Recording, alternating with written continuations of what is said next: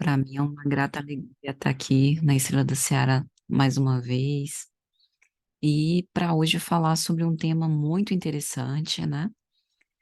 O tema das virtudes. Esse é um tema de objeto filosófico, como a gente vai ver, é um tema de objeto espírita.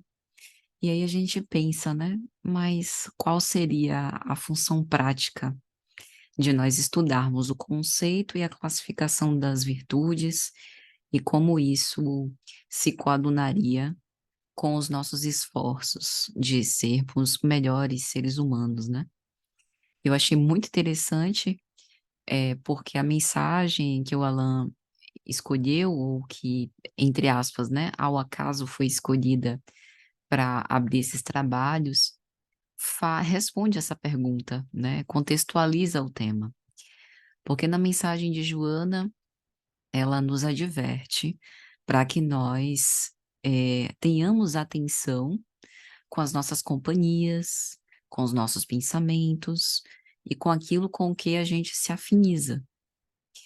E que a nossa postura seja de tal forma coerente com os valores que a gente abraça, né, com os princípios que a gente esposa, com a nossa ética, de modo que a gente não se torne nem temeroso, né, aquelas pessoas que são volúveis, que se adaptam a qualquer circunstância de acordo com as conveniências, que tem medo mesmo, né, da apreciação externa, de serem ridicularizadas pelos outros, que buscam essa afirmação direcionada para fora, mas que a gente também não se torne jactancioso, ou seja, que a gente não se prevaleça das poucas conquistas, digamos assim, que a gente já tem, porque temos, nesse campo das virtudes, para que isso não se converta em vanglória e a gente não se perca.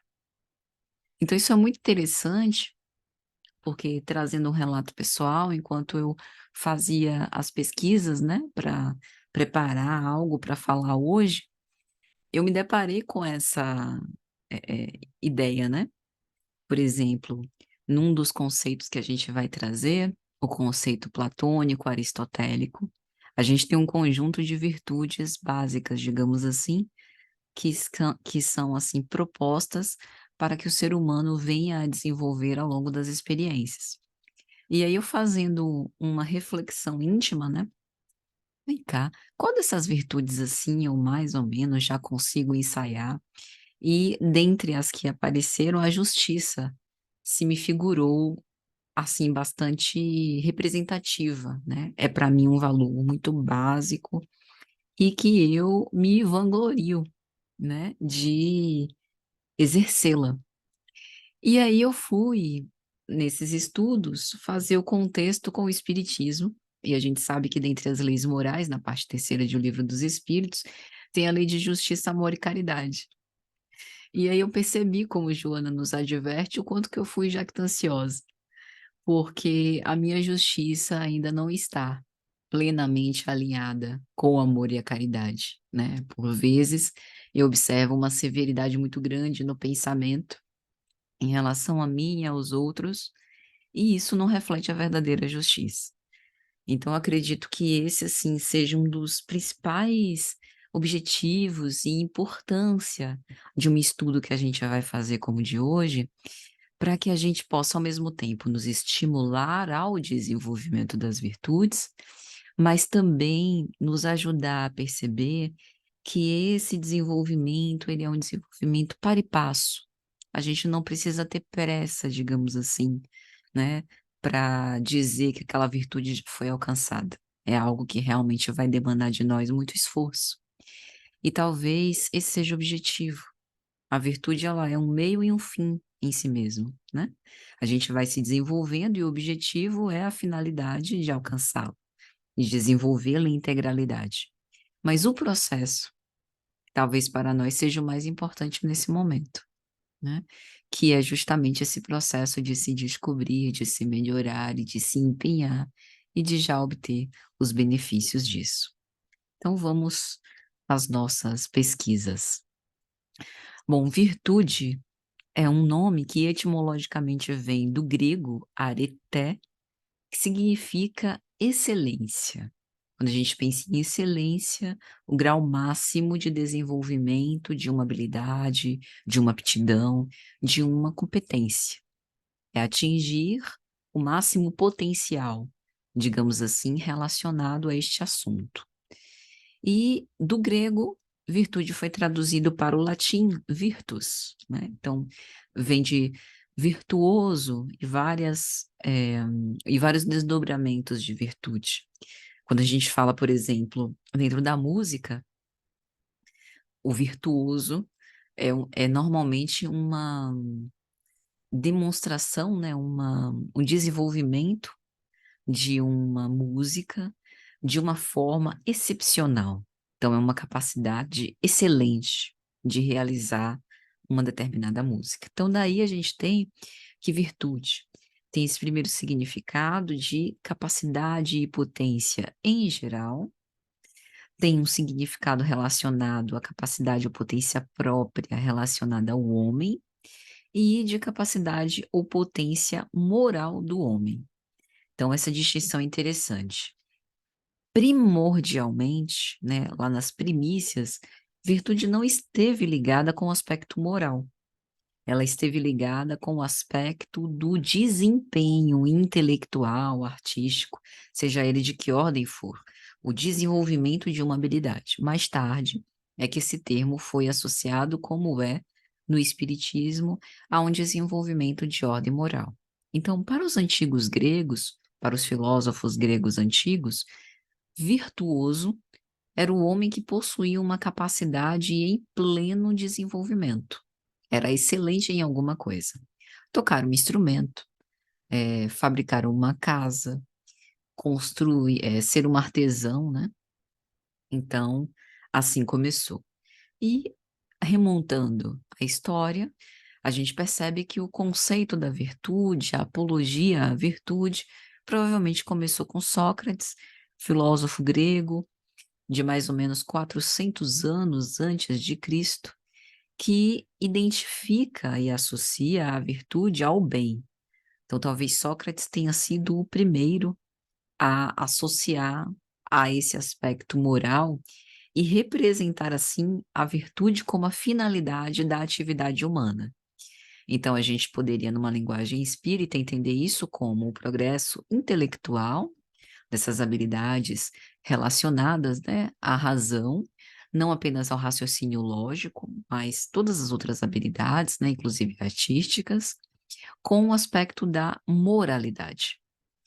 E, pelo aspecto moral, para ele, o homem virtuoso conseguiria discernir o bem e o mal, o que no Espiritismo a gente chama de expansão da consciência. À medida em que a gente exerce o nosso livre-arbítrio, estamos em voltas com as nossas experiências, a gente tem maior habilidade, digamos assim, a conhecer e discernir aquilo que é bom e mal. E isso diz respeito também à capacidade da gente se alinhar à lei divina. Então, como essas leis, digamos, estão íncitas na nossa consciência, é algo em relação a que a gente não consegue fugir, mas que a gente tem uma série de defesas que operam para tentar nos afastar. Mas se quisermos, podemos agir para desenvolver e expandi-la cada vez mais.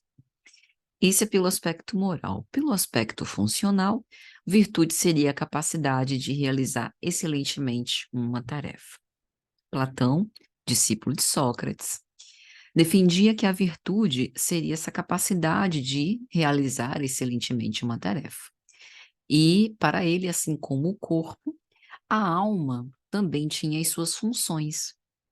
E para Platão, a diversidade das virtudes é justamente determinada pela diversidade das funções cumpridas pelo homem. E, dentre essa diversidade, ele começou a identificar aquelas virtudes que seriam fundamentais. No termo filosófico, virtudes cardeais, ou seja, que propõe o direcionamento das aspirações humanas, por assim dizer. Platão tem uma obra muito famosa, que talvez seja a obra mais antiga, que fale sobre democracia, que fale sobre a posição do cidadão, na polis, que trata sobre aspectos éticos e morais, que é a República. E nesse texto, nesse livro, ele vai identificar essas virtudes cardeais. Aristóteles, seu discípulo, chamava dessas virtudes principais de virtudes éticas ou virtudes de caráter. Então, seriam basicamente 4 essas virtudes fundamentais. A primeira é da prudência, que também é conhecida por sabedoria. A prudência seria a virtude do conhecimento superior, o grau mais elevado do conhecimento. Isso é interessante, porque hoje a gente entende a prudência como a capacidade de ser cauteloso, a capacidade de análise, a capacidade de ser comedido também, né, nas próprias paixões, pensar antes de agir. Então é como se a prudência encerrasse uma sabedoria a ponto de saber escolher o que é melhor, né? Tanto que, se a gente observa, por exemplo, a invigilância, o fato de, por vezes, ainda sermos incautos, isso nos afasta da virtude da prudência. Então, esse é um bom limiar para identificar se nós somos mais livres ou mais escravos, né, dos nossos desejos. Quanto mais prudentes, mais virtuosos, ou seja, mais excelentemente estamos exercendo, digamos assim, a nossa performance como seres humanos. Outra virtude também fundamental é a da justiça. E o que é a justiça? Discernir o bem do mal. E às expensas de ser pior para nós, escolher aquilo que é certo, aquilo que é justo, aquilo que vale, respeitando o direito de todos, né? Eu particularmente acho isso o mais belo da justiça, né? Os interesses próprios são relegados à segunda instância, ainda que nós desejemos que eles sejam realizados em nome da justiça. Então, em nome de ser bom para todos e ser coerente com aquilo que é correto, né? Com aquilo, como se fosse assim, com os acordos que a gente faz com a vida, com o Pai Celestial, com a lei divina, o justo é o que precisa ser feito. E para Aristóteles e Platão, a justiça conduz à equidade. Equidade diferente de igualdade.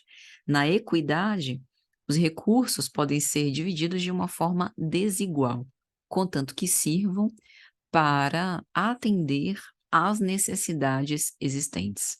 Alguns talvez tenham necessidades maiores do que outros, né? E daí essa desproporcionalidade. De forma a considerar as necessidades, os direitos e valorizar as ações que gerem harmonia na convivência. Então, a justiça verdadeira deve se refletir como estruturas, né, dinâmicas mais harmônicas na convivência. E faz muito sentido, porque a justiça pressupõe o respeito, a justiça pressupõe a tolerância, a justiça pressupõe empatia, pressupõe atender às necessidades mútuas, e isso gera equilíbrio. Daí o símbolo da justiça ser a balança, né? O equilíbrio entre o que eu devo, né? Entre direitos e deveres. Outra virtude seria a temperança. A temperança tem relação com a paciência, mas talvez a temperança seja mais que a paciência, né? A temperança é o autodomínio, é a moderação dos costumes. É o que a gente chama hoje de inteligência emocional. É a racionalidade das emoções. Mas como assim racionalidade das emoções? Seria uma capacidade de nos tornarmos mediadores, bons mediadores, entre aquilo que eu gostaria, os meus ímpetos, e aquilo que preciso fazer, ou me comprometi a fazer, né? E a temperança não tem nada a ver com silenciar o que eu sinto. Pelo contrário, na temperança, a demonstração afetiva, né? A demonstração emocional, ela está presente, mas isso se dá de uma forma equilibrada, temperada, ajustada, né? Não desequilibrada. E a quarta virtude fundamental seria a fortaleza. Fortaleza no sentido de robustez, de coragem, da opinião reta, né? Que nada teme, mas que também não é arrogante, que não é violenta, que administra os arroubos da sensibilidade, né? É uma coragem relacionada assim, sabe aqueles momentos em que a gente sabe que precisa se posicionar, às vezes numa relação, seja ela profissional, de família, amorosa, a gente percebe que a outra pessoa está ultrapassando limites em relação a nós. Às vezes a pessoa quer saber o que que é melhor para nós, e somos nós que sabemos, e a gente fica um tanto quanto inibido, como se a gente estivesse hesitante e recuado em se posicionar. Então, a fortaleza vem aí. É aquela coisa de ser grave e, ao mesmo tempo, ser terno, né? E isso é super importante, por exemplo, quando a gente fala sobre estima a si, amor a si, porque é um sinal de respeito, tanto às próprias convicções quanto às próprias necessidades. Mas que isso não resvale na temeridade, né? Como se eu não me importasse com a opinião de quem quer que fosse, eu não dosasse, olha a temperança, o meu discurso, para que ele não seja demasiadamente agressivo, né? Eu só preciso manifestar esse ponto, digamos assim, que não está sendo considerado pela outra parte, por diversas razões, né? Às vezes nem de uma forma intencional. Quantas pessoas que na ânsia de querer ajudar acabam passando um pouco do ponto, né? Então a fortaleza vem nessa situação. Outra situação, né, que a fortaleza ela é bastante importante, que é aquela situação de grave pesar, né? Imagina uma situação, por exemplo, de luto na família, né? A morte de um ente querido, e os nossos sentimentos foram afetados, é aquele clima difícil, é uma dor pujante, e a fortaleza, né? A coragem diz respeito a não é deixar de viver a experiência do luto e não deixar de viver ou de validar a própria dor, mas de transformar, né, esse amor, de transformar essa situação em algo que, de certo modo, nos dê combustível para continuar amando, para continuar perseverando, para continuar até em nome daqueles que se foram, né? Então, para isso é necessário também um gesto de coragem muito representativo, nesses graves momentos, né? De dor, de aflição, de sofrimento. Então, para Aristóteles, esses atos impostos pela vontade devem sempre ser praticados de um modo justo. Então, essas virtudes aristotélicas, né, essas virtudes éticas, mais tarde ele desenvolveu, desdobrou em outras, como, por exemplo, o que ele chamou de liberalidade, que hoje é a nossa conhecida caridade, generosidade, né? Que é um desdobramento também dessas virtudes. A magnanimidade, que hoje a gente conhece por indulgência, tolerância, né? Aliás, na questão 886, né, de O Livro dos Espíritos, que a gente reflete sobre a verdadeira caridade, pressupõe, né, o perdão às ofensas, a indulgência às imperfeições alheias, né? Todos esses gestos estão implícitos, essas virtudes estão implícitas nessa generosidade, né?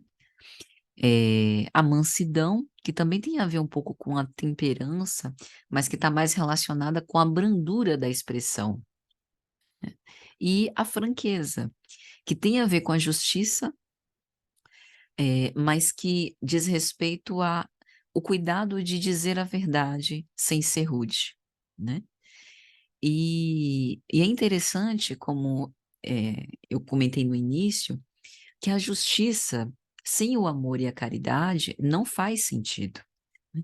Tanto que na questão 886 de O Livro dos Espíritos, tem um trecho que a gente vai refletir que o amor e a caridade são esse complemento da lei da justiça, né. Porque amar ao próximo é fazer todo o bem que nos seja possível e que nós desejaríamos que fosse feito. É cumprir na prática o verdadeiro sentido das palavras do Cristo: "Amai-vos, né, como eu vos amei". E além dessas virtudes principais, éticas ou cardeais, a gente tem as virtudes chamadas de anoéticas ou intelectuais, ou virtudes do pensamento, né. Por intelectual, não vamos entender virtudes que estejam desprovidas de emoção, né. Continuam sendo virtudes da alma, mas são virtudes, digamos assim, em que o ser tem a decisão de desenvolver, né.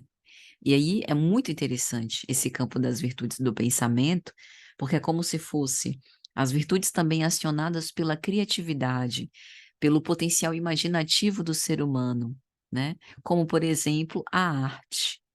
Para Aristóteles, a arte, a concepção de arte é a produção humana com um significado inerente. Ele também falava sobre a ciência, que também era uma virtude, né, que é o conhecimento, baseado em, como é que eu posso dizer? Uma justificativa plausível, um conhecimento com bases, um conhecimento com provas, né, um conhecimento que não é mera opinião. Outra virtude de anoética é a sabedoria. Esses termos se confundem um pouco hoje, né, mas na época de Aristóteles, o que ele chamava de sabedoria era a ciência das coisas excelentes. Aqui ele diz respeito sabedoria como progresso intelectual. Para Aristóteles, sabedoria não necessariamente vinha acompanhada da moralidade. Quando vinha acompanhada da moralidade, tinha outro nome, que é a sapiência, que é outra virtude, que é quando a gente desenvolve-se intelectualmente e, ao mesmo tempo, também moralmente. É a erudição ligada à moral, né. E é interessante porque, por exemplo, quando a gente analisa na doutrina espírita, tem a famosa questão 100 da escala espírita, né, e aí nas questões seguintes, a gente tem o desdobramento dessa escala, e especialmente nas questões 109, 110 e 111, a gente tem os espíritos sábios, ou espíritos de ciência, os espíritos prudentes, ou os espíritos de sabedoria, e os espíritos superiores. E aí esses conceitos, né, de sabedoria e sapiência aristotélicos são um pouco diferentes daquilo que a gente entende no espiritismo. Mas o objetivo não é a gente utilizar, digamos assim, ter grande apreço às palavras, mas sim ao sentido delas, né. Então, por exemplo, no espiritismo, os espíritos sábios são aqueles que têm essa amplitude do conhecimento, sem necessariamente se preocupar com a moralidade. Então, são espíritos conhecedores, especialistas, do ponto de vista intelectual progredido, mas que não necessariamente isso acompanha o progresso moral. Para aqueles em que as qualidades morais acompanham, esses são chamados espíritos prudentes ou de sabedoria, né, que têm essa capacidade intelectual aliada ao desenvolvimento moral. E os espíritos superiores, são aqueles que reúnem a ciência, a sabedoria e a bondade, que além de progredidos intelectual e moralmente, também tem a benevolência, né. A superioridade deles se revela justamente pelo fato de se apiedarem por aqueles que estamos na retaguarda, e que se colocam nessa posição de benfeitores para nos estimular no caminho do bem, né.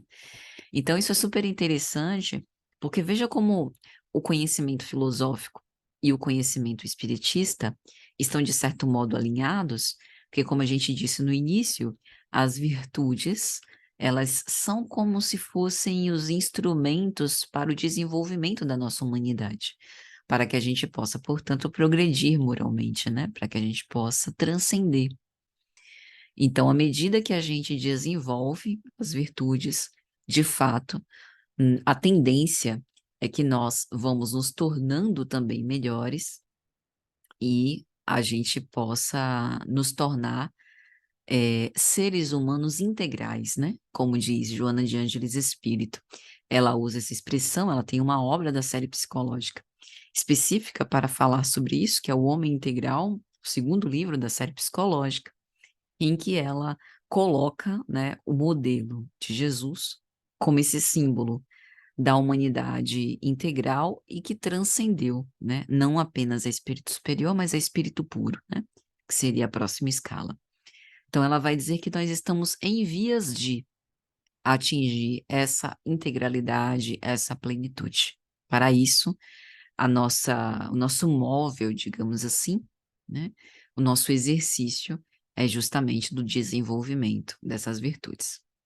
Na Idade Média, começou a surgir as chamadas virtudes teologais, que são virtudes que, para os teólogos cristãos, principalmente medievais, e ainda hoje em algumas religiões, principalmente a religião católica, são virtudes que dependem, que são herdadas, digamos assim, para nós seres humanos por graça de vida. Então, essas virtudes teologais, essa é uma visão, seriam virtudes que dependeriam dos dons divinos e que visam com que nós possamos obter as bem-aventuranças, que é a felicidade espiritual. Então, essas virtudes teologais são aquelas que, teoricamente, o homem não conseguiria atingir apenas com as suas próprias forças. Entre aspas, precisaria de uma ajudinha do Criador. O Espiritismo já não vê dessa forma, né? Vê como uma falha interpretativa, digamos assim, as virtudes teologais como sendo apenas objeto de graça do Criador. É lógico que essas virtudes se associam diretamente com a nossa comunhão com o Criador, porém, à medida que a gente desenvolve, isso passa a ser patrimônio do espírito, né? Digamos assim. E elas, as virtudes teologais, são fé, esperança e caridade, né? E aí a gente tem vários textos, por exemplo, no Evangelho segundo o Espiritismo, falando sobre fé, esperança e caridade. Então, o que que seria a virtude teologal da fé? A confiança na revelação divina, né? Fé vem etimologicamente de fidelis. Então, aquele que tem fé, aquele que é fiel, aquele que demonstra fidelidade com os princípios esposados. Ou seja, ajo conjuntamente, eu estou associada, né? Eu tenho confiança, eu não preciso de provas, eu sei que posso esperar, sei que posso contar, né? Essa é a fé. A esperança seria a capacidade de esperançar, de esperar, de aguardar, de se entregar por acreditar na promessa, né? Usando uma linguagem do Antigo Testamento. Então, é a capacidade de se entregar sem temor por conta da fé, por conta dessa confiança, né? Então, a esperança seria uma das filhas da fé, um dos seus desdobramentos. Porque confio, me entrego sem temor, não hesito, não titubeio. E a caridade, que também seria uma das filhas da fé, digamos assim, uma das filhas que dá frutos mais consistentes, né, mais concretos, digamos assim, porque a caridade realiza a fé, né? O apóstolo Tiago, por exemplo, certa vez escreveu: a fé sem obras é morta. Talvez a caridade seja a principal obra da fé, né? É obra de fé. Fazemos caridade por confiança no Altíssimo, confiança que estamos em comunhão com o Altíssimo, que somos instrumentos do Alto, confiança de que a lei de cooperação é uma lei inalienável, de que participamos dessa dinâmica do amor praticando a caridade. Então, a caridade é a realização do preceito fundamental. Então, por confiar em Deus, confiamos no preceito fundamental: ama teu próximo como a ti mesmo, né? E daí o exercício da caridade. Então, as virtudes teologais são muito legais porque os teólogos cristãos, né, as consideram virtudes, como a gente disse, como uma concessão divina e não necessariamente uma conquista evolutiva do espírito, diferente de como compreende o espiritismo. Eu não sei se vocês passaram, né, ou alguns que estão assistindo passaram pela Igreja Católica, fizeram catecismo, né, catequese. É uma das lições, né, que a gente tem, as virtudes teologais. E a gente tem também, né, no Evangelho, as virtudes teologais, lógico. A gente tem na Epístola de Paulo aos Coríntios, no capítulo 13, no famoso hino à caridade, né, ele vai citar fé, esperança e amor, ou fé, esperança e caridade, né? Essas três, mas a mais excelente é a caridade.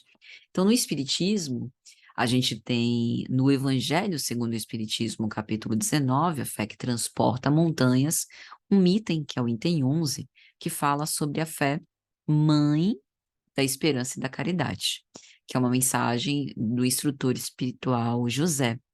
E nessa mensagem, ele vai dizer assim: para ser proveitosa, a fé tem de ser ativa, não deve se entorpecer.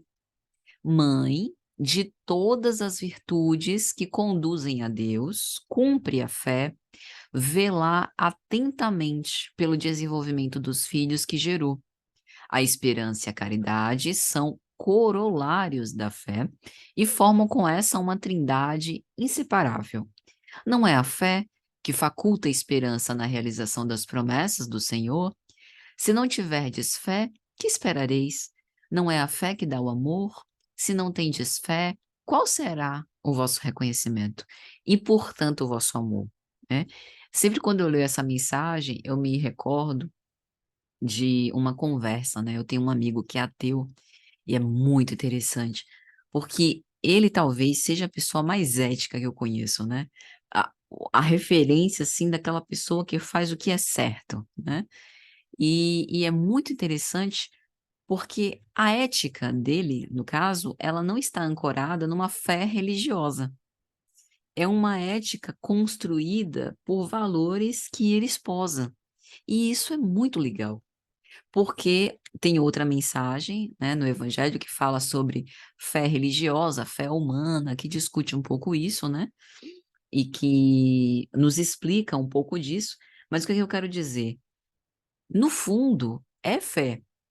Ainda que não esteja atrelada a essa comunhão com o Pai, ainda que o ser nem creia em Deus, é um tipo de fidelidade.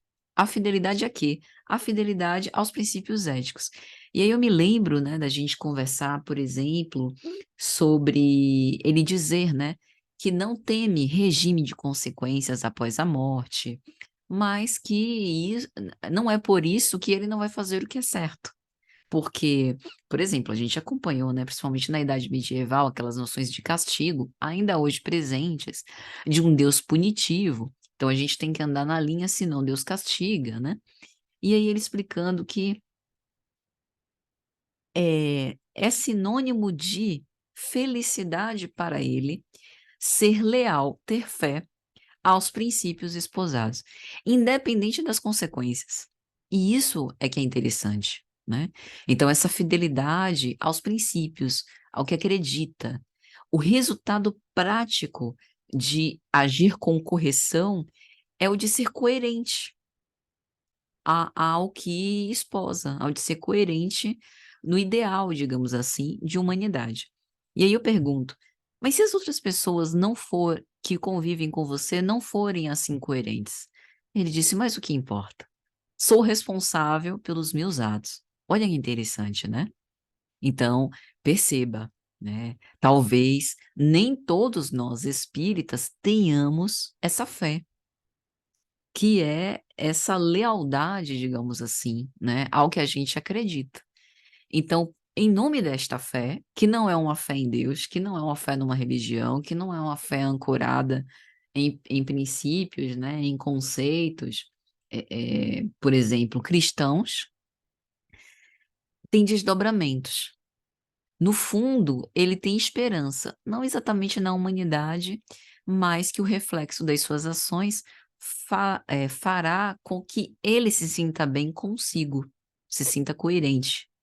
E também, como eu disse, é alguém absolutamente ético, então é alguém que tenta, a cada passo, ser caridoso, né? Tanto no respeito, quanto na tolerância, quanto, enfim, todos os desdobramentos, né, que a gente possa imaginar da caridade. Então, isso é interessante também para a gente desmistificar. Embora sejam virtudes teologais, ligadas ao conceito religioso, né, na realidade podem ser esposadas e desenvolvidas fora desse contexto.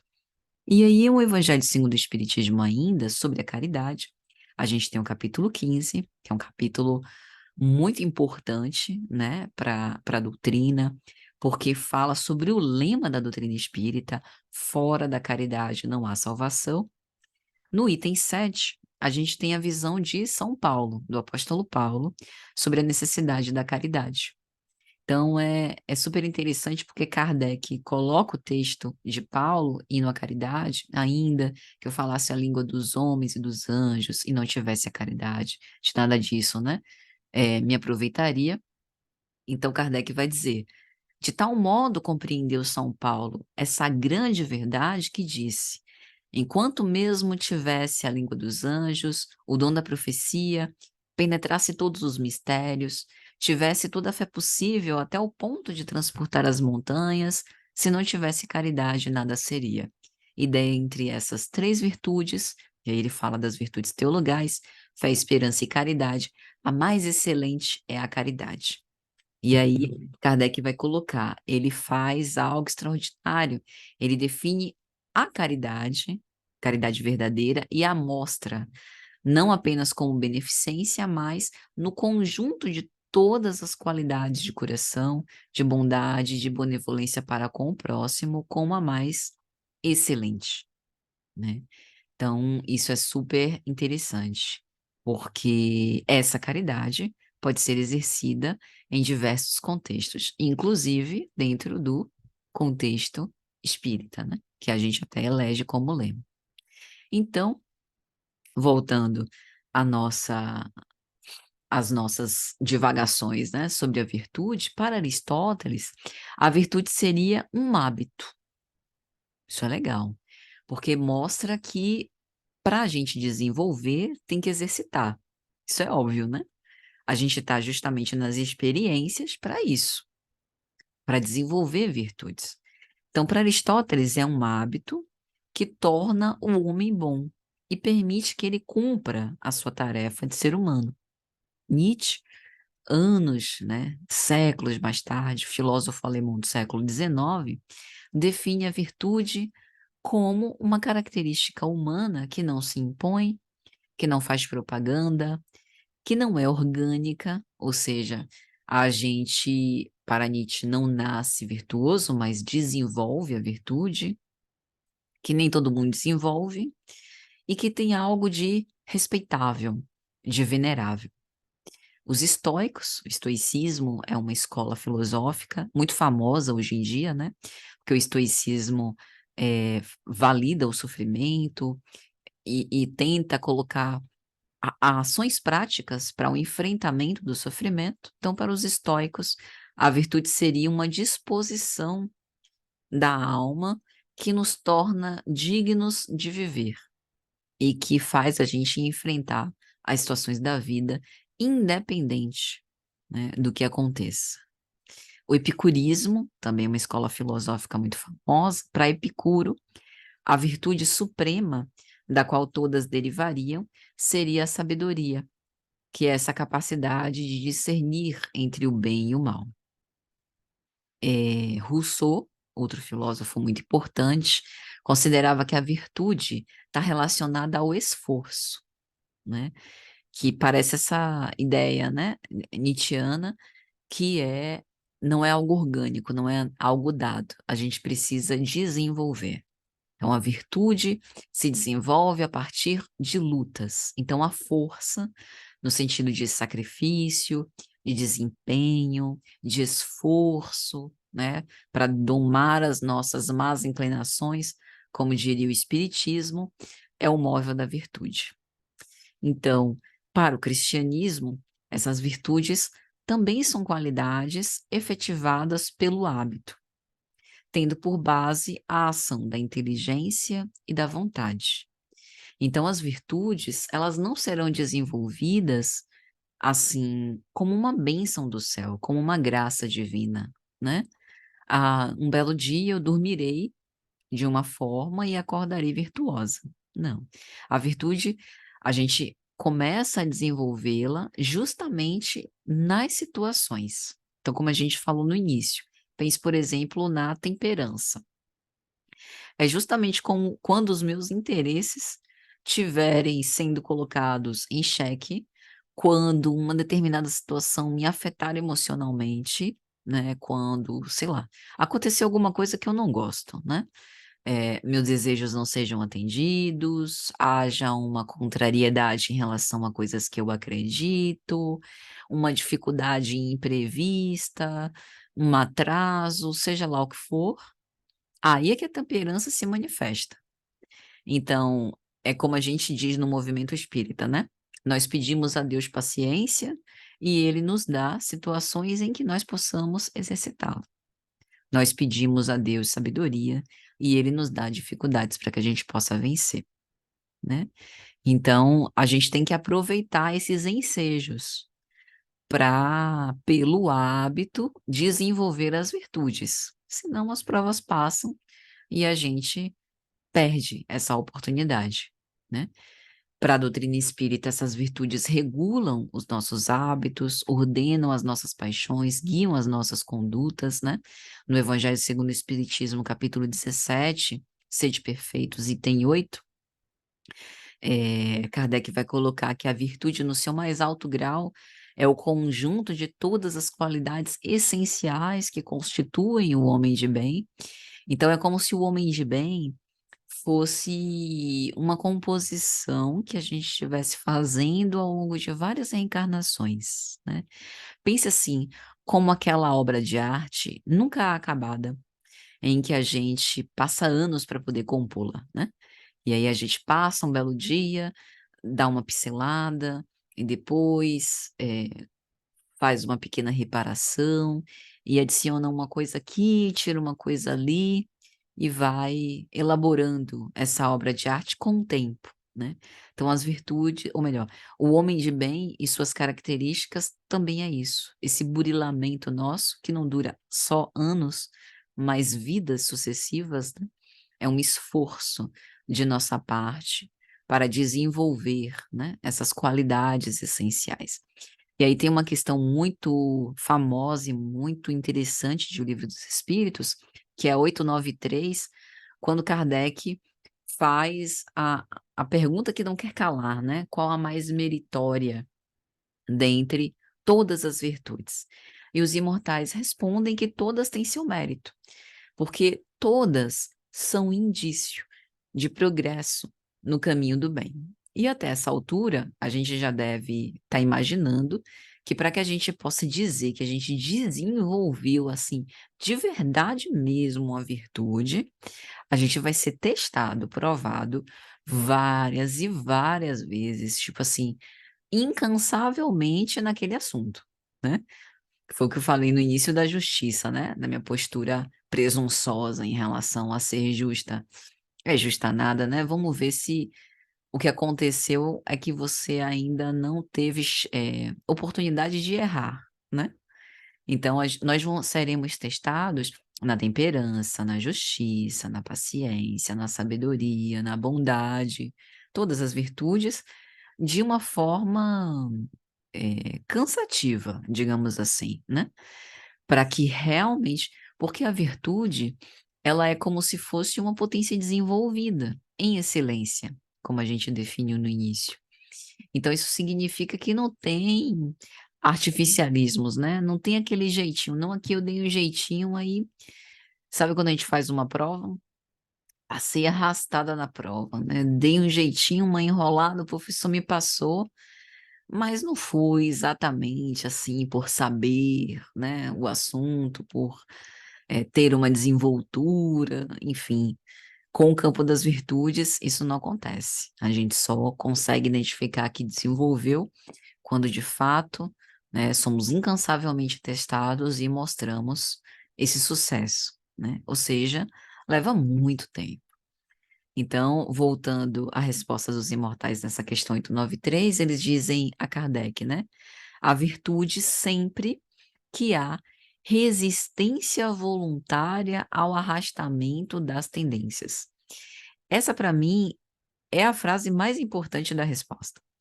Porque, como nós ainda estamos num estado de imperfeição temporário, e a gente ainda não pode se considerar exatamente virtuoso, esse é o norte pra gente. Então, tipo, aquela pergunta: como que eu sei que eu tô no caminho certo, pelo menos no caminho certo, para o desenvolvimento das virtudes que eu ainda, né, lograrei, se, e somente se, houver resistência voluntária ao arrastamento das tendências. As nossas tendências a gente conhece, os nossos maus pendores são, de certo modo, evidentes. Então, quanto mais resistência a gente oferece, ou seja, quanto mais a gente decide não se deixar arrastar pelas más tendências, se esforça para ser melhor, ó a definição do verdadeiro espírita, né? Já é uma virtude. Por quê? É a virtude da coragem, é a virtude da fortaleza, é o desejo de ser virtuoso, que já é por si só uma virtude. Então, isso é muito legal, né?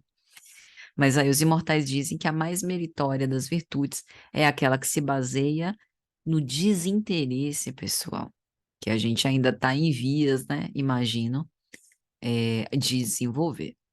Então, gente, para que a gente possa finalizar essa nossa conversa sobre conceito e classificação de virtudes, vamos compartilhar a visão de Emmanuel, espírito benfeitor, que na obra O Consolador, na questão número 253, responde a seguinte pergunta: a virtude é concessão de Deus ou aquisição da criatura? E Emmanuel vai dizer: a dor, a luta e a experiência constituem uma oportunidade sagrada, concedida por Deus às suas criaturas em todos os tempos. Todavia, a virtude é sempre uma sublime e morredora aquisição do espírito nas estradas da vida, incorporada eternamente aos seus valores, conquistados pelo trabalho no esforço próprio, né? Então, guardemos essa lição.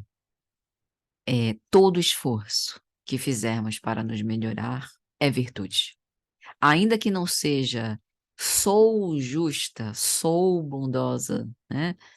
Tenho uma atitude temperante, né? Sou sábia, sou sapiente, mas o esforço em desenvolver a virtude já é por si uma virtude, já é uma conquista, que com certeza nos dará força, perseverança, ânimo para desenvolver todas as demais. E essa vontade é, como dizia Leon Denis, uma potência da alma que a gente pode utilizar como alavanca para esse desenvolvimento nosso, né, enquanto seres humanos. Então, meus amigos, quero agradecer por demais a atenção de todos e nossos votos de muita paz.